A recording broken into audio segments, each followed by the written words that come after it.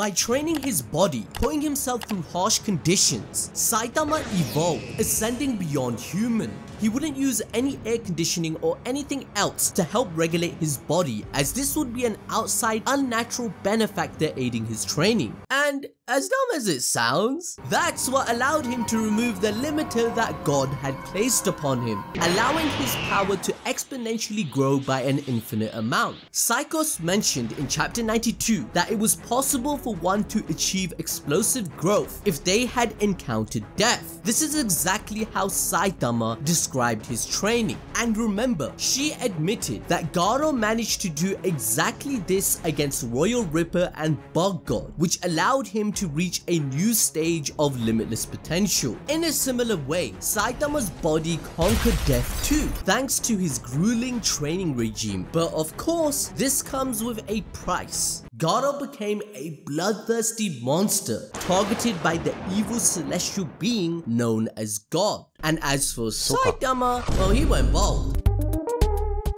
This is what made Saitama into an ascended human, as revealed to us by Fubuki. This meant his power was unlike any other. During Saitama's galactic bout with Cosmic Fear Garo, we learned the true nature of how his power functions. He, without fail, automatically scales to the level of his opponent, and then, with each passing moment, continues to multiply his power level exponentially when he has a sudden upsurge in emotion, such as getting serious. This meant he reached a point where not a single living thing on Earth could ever dream of coming close to Saitama's strength, and that he was deemed to be unfair. This power made him into the fist that went against God, meaning that Saitama's existence alone is directly responsible for not only the constant increase in dangerous monsters' attacks, but also God himself attacking Earth. You see, God has been curating Earth into many errors, as explained by a My Mask, and what makes Saitama built different is that he has evolved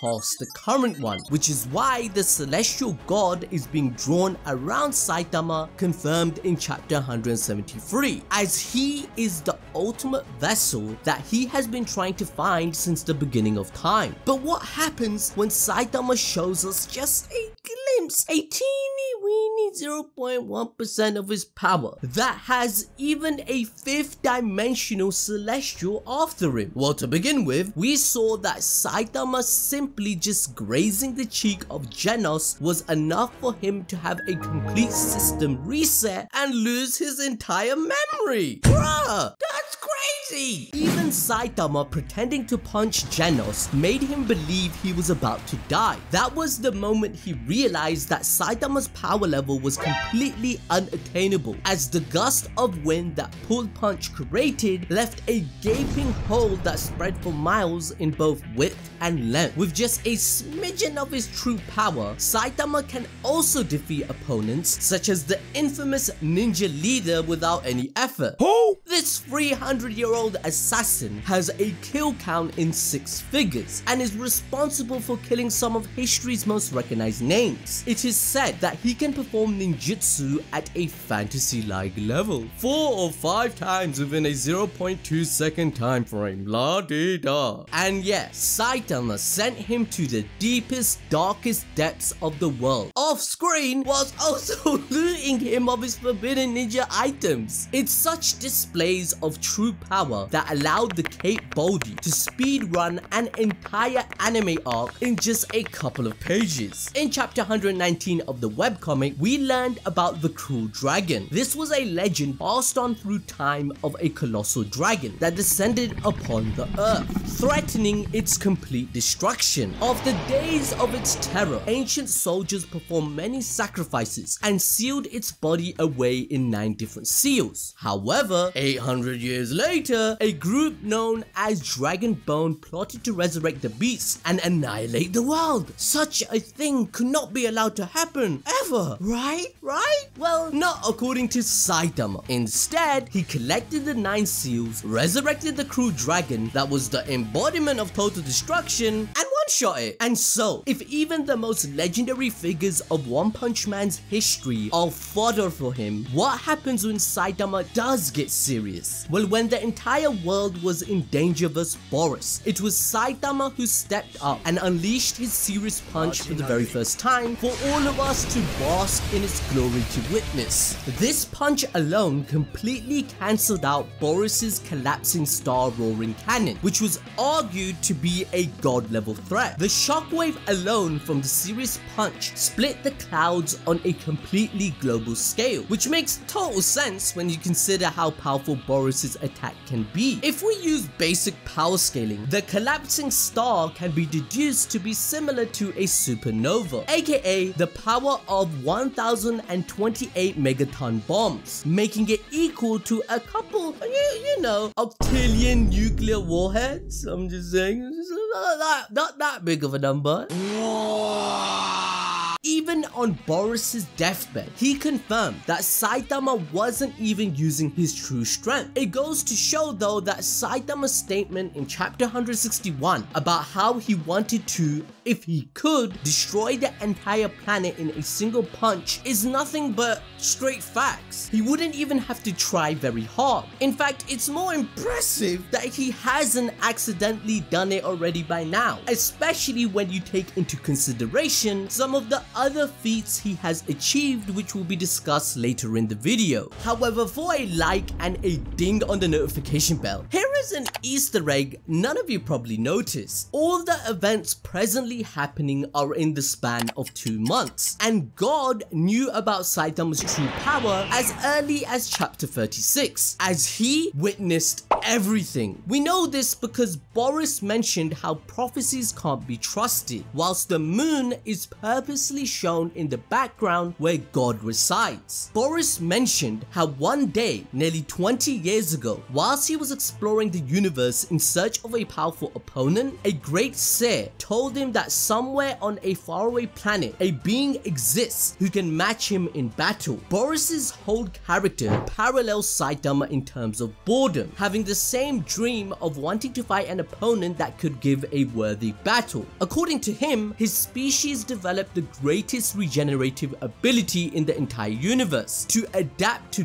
living on their home planet, which had harsh climates, therefore creating another parallel to Saitama. However, this also lines up perfectly in the timeline, as it is also 20 years ago that Blast started his war against God. What if the prophecy is actually about Blast? By the way, it just so happens that a member of Boros's species is also part of his Guardian of the Galaxy squad, proving that the celestial god has been terrorizing the entire universe and must be stopped. So judging from this, God's plan to get his seal broken, as it almost did when Garo was fighting Saitama, there's no doubt he must have influenced Boros's prophecy to end up on Earth. And just as we mentioned earlier, Amai stated that humanity specializes in adapting to their environment. Boros possessed powers that include energy manipulation, which is an ability one can gain by accepting God's divine power, as seen by Homeless Emperor, Psychos, and even Garo. One reason to suggest that Boros's seer came from God is proven with Shibabawa, who uses the power of the third eye to see the future. And let's not forget the uncanny appearance of the two. Remember that Psychos herself tried to learn the third eye ability, which is when she began to be manipulated by God, who showed her a glimpse of the future, therefore a prophecy. However, in contrast, the future that Shibabawa witnessed was the end of the world, which is what the Hero Association is preparing for now. What's even more interesting is that upon revealing this prophecy, she choked to death. And whilst it may seem like coincidence, this means nothing, when you look into how God killed the likes of Homeless Emperor and Garo via forfeiture by threatening God's plan, you can connect the dots and see that Shibabawa was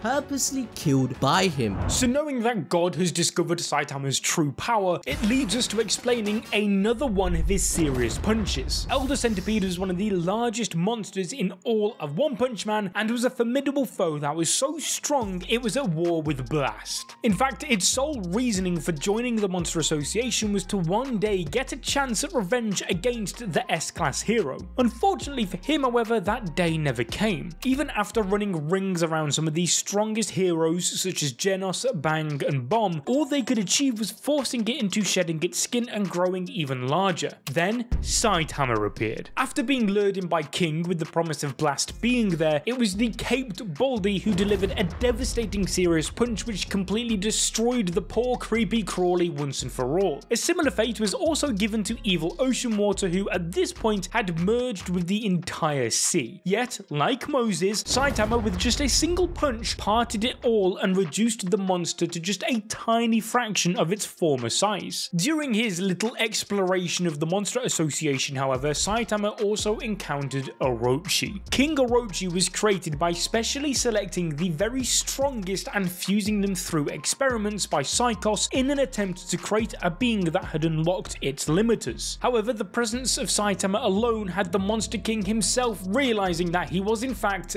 built different. Orochi stopped and stated, "You don't seem to be useless trash that can just be ignored." This made him believe Saitama would be his perfect sacrifice. And so Orochi dragged his ass into the center of the earth to show him God's mural. Saitama took no interest, however, and instead decided to take a bath in the scorching hot lava. Further realizing that he was in fact dealing with the main character, Orochi summoned energy from the center of the earth, causing volcanoes to erupt and the entire planet to violently shake. And so the Monster King unleashed his full power and fired off his Gaia cannon towards the caped Baldy, who just catches it in his hand and fires it back using his serious squirt gun, ultimately one-shotting the Monster King. Had it not been for his heart luckily surviving the encounter, Orochi would have died there and then. Now let me remind you that pure destructive power isn't all Saitama is capable of when he's serious. His speed has also been vastly increased thanks to his limitless ability, which we first saw used to its potential against Speeder Sound Sonic. Because of how annoying he was, Genos opted to save Saitama the hassle by exploding. However, this would have put Saitama's apartment at risk, and we all know that there's nothing more worse than that. Thus, Saitama took it upon himself to get serious and fight for real, unleashing his serious side hops. Sonic created a total of 10 perfect clones using his sheer speed, a feat stated to be at least S-Class in level, only possible through harsh training, whereas Saitama created an infinite amount of clones with his after images by quickly hopping side to side, where just the vibrations alone were enough to defeat Sonic. Saitama later put this technique to good use when he combined it with his serious punch versus Cosmic Fear Garou, his most powerful opponent. Using it, Saitama travelled from all angles to create a series of after images which surrounded and struck Garou with a serious punch, leaving him no room to escape. And I mean, literally.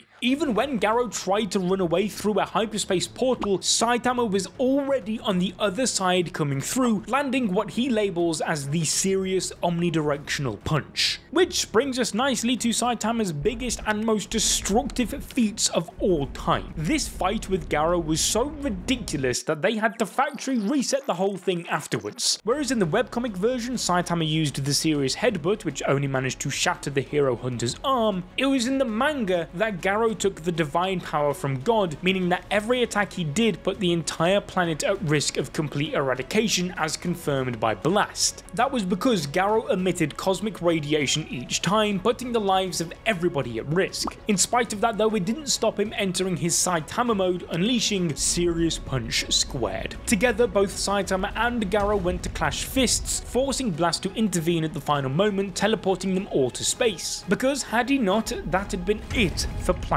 Earth. With the two sent to space, the shockwave created by their fist was enough to cause complete mayhem. Blast had been sent flying away, needing to be saved by his Avengers buddies, whilst Garou and Saitama were sent on a holiday to Io, one of Jupiter's moons, meaning that the two travelled roughly 628.3 million kilometers almost instantly. Bear in mind, it took NASA's Pioneer 10 nearly 2 years, so this means they casually went 2,640 times faster than the speed of light if we are lowballing. On top of that, a gaping hole was then left in space as their power annihilated all of the stars. And to put things into perspective, to blow up the sun, the largest star in our solar system, you'd require around 60 billion trillion tons of TNT. The icing on the cake of this all, however, was that God was watching on the entire time. Here, he witnessed, along with us, Saitama at his peak. Kicking things off, we have his serious table flip. Whilst in the webcomic he only did this to flip the Monster Association, in the manga it was the biggest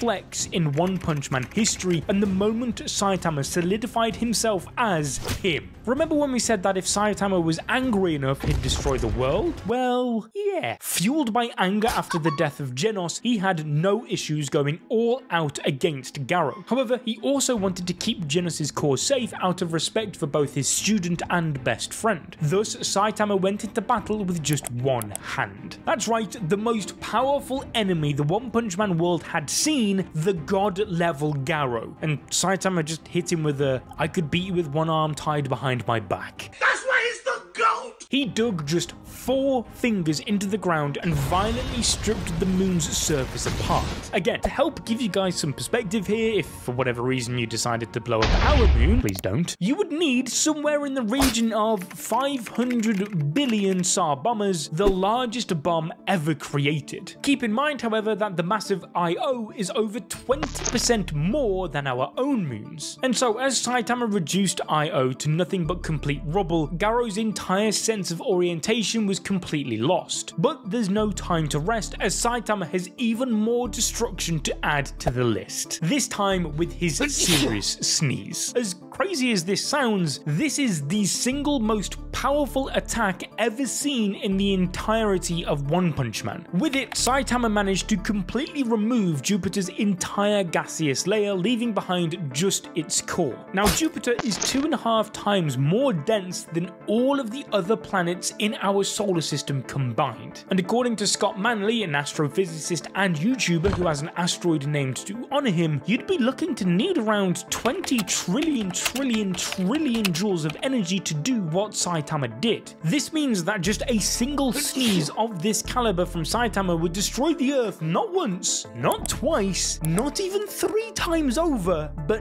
90 times. After causing more destruction to the galaxy than like 3 trilogies of Star Wars at this point, Saitama and Garo realized that maybe they'd gone a little bit too far, and thus decided it's about time to fix things. The method of doing so? Time travel. Garo knew that if anybody could master the power of God without being blessed by him, it'd be Saitama, which is when Garo asked him to copy his every move. However, the celestial being wasn't too happy about this and thus began to strip Garo of both his life and power. Before he could finish the job, both Garo and Saitama imagined their own inner universes. Particles and antiparticles generated in pairs due to Garo's intense cosmic rays. As each subatomic particle began moving in opposite directions, they began imitating each other. Once all of Saitama's subatomic particles had done this, he travelled back in time and ended the battle with Garo in 0 punches. Of course though, this war isn't over yet, and so to find out God's entire plan against Saitama, click the video on your screen right now.